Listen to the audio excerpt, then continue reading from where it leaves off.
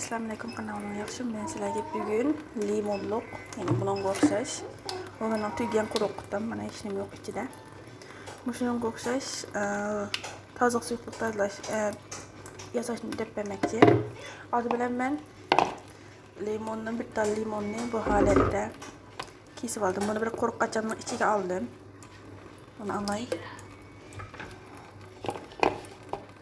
Bu yetarli menga. Ondan sonra ben bu turbunu ekip koyuşumdaki sebep issiq su çıksın dedim, issiq su çıktı. Bunu issiq suga çıradık.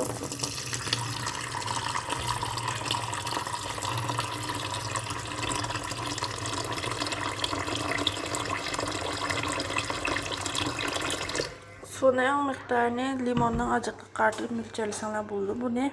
Üstüge akaçık suyunu döktüm az miktarda.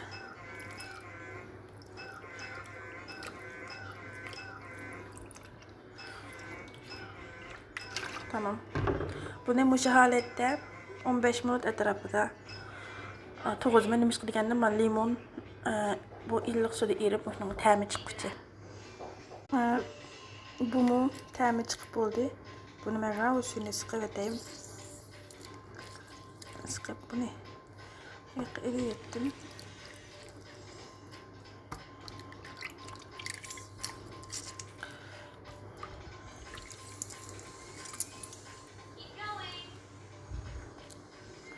Bunu muqtamdan içi qo'yish oson bo'lsin uchun ko'tib oldim.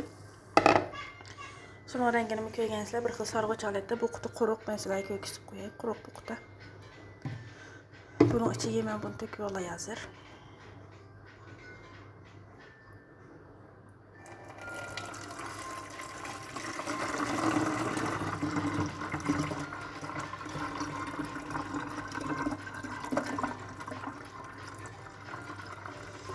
Suyuqlar bilan aynak etsanlar, galstuk etsanlar bo'laveradi. Bunu qo'yib oldim. Eg'izini etaylik.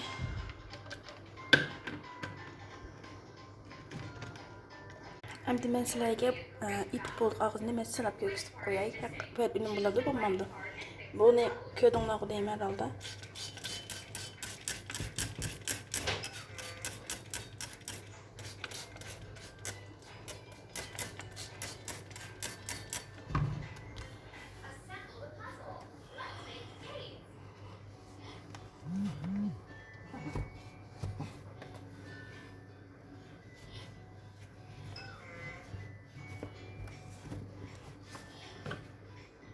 Kötüler bu halette.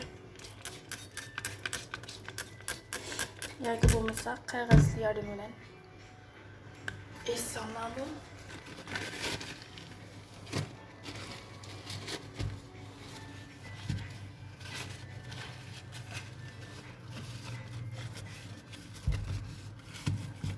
Kötüler mı?